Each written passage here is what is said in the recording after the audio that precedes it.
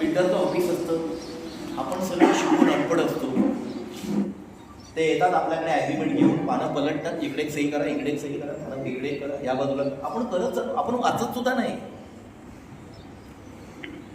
तुम्ही स्वतःच्या मनाला विचारा, मी तुम्हाला प्रश्न विचारून आपल्याला कोणाच्या याच्यात आणणार नाही, पण तुम्ही स्वतःच्या मनाला प्रश्न विचारा की तुम्ही जेव्हा सही केली होती तेव्हा त्यातल्या सगळ्या ओळी तुम्ही वाचल्या होतात का? नाही, त्या इंग्रजीमध्ये होत्या. आणि आपण सही करतो, आपण लाखोंची वस्तू घेतो, आपल्या मेहनतीचा पैसा आहे, आणि 50-60 लाखाची, 80 लाखाची, 1 करोडची, 1.5 करोडची वस्तू घेत असताना आपण वाचत नाही आणि सह्या करतो. आणि त्यांनी त्याच्यामध्ये लिहिलेलं असतं की उद्या जर भविष्यामध्ये मला जर FSI जर उपलब्ध झाला आणि मी परत जर इथे अतिरिक्त बांधकाम करायला आलो तर सोसायटीचे लोक ऑब्जेक्शन घेणार नाहीत, असं तिथे लिहिलेलं असतं आणि तुम्ही सही करता.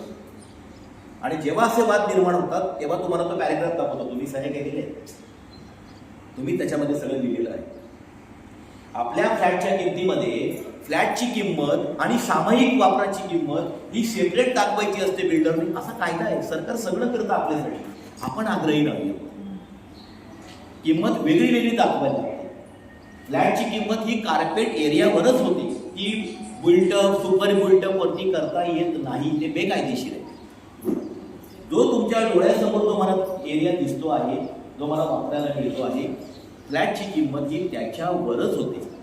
जर फ्लॅटची किंमत तुम्ही 5,500 रुपये भरले असेल तर त्यातले 3,000 हे फ्लॅटचे आणि 2,500 हे सामायिक वापराचे, असं बिल्डरला नमूद करावं लागतं. असे 5,500 होतात, असा कायदा आहे. या हायकोर्टाने अनेक प्रकरणामध्ये क्लिअर केलेलं आहे, आपण ते करत नाही. आता ॲग्रीमेंटात तुमच्या त्यांच्यामधलं अंडरस्टँडिंग असते, आपण समजू शकतो, पण काही पॅरेग्राफ हे मॅन्डेटरी आहे.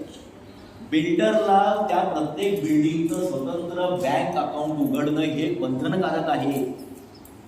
त्या बँक अकाउंट मधूनच त्याने सगळा व्यवहार करायचा असतो, सगळे खरेदी विक्री करायची असते, आणि तेच बँक अकाउंट नंतर सोसायटी झाल्यानंतर हँडओव्हर करायचं असतं, जेणेकरून सोसायटीच्या लोकांना बँक अकाउंट बघितल्यानंतर कुठल्या प्रकारचं सिमेंट वापरलंय, कुठून काय खरेदी केलेलं आहे, रंग कुठला वापरलाय, हे तुम्हाला तिथे त्या स्टेटमेंटमध्ये कळेल. हे सगळं आहे, हे मॅन्डेटरी आहे.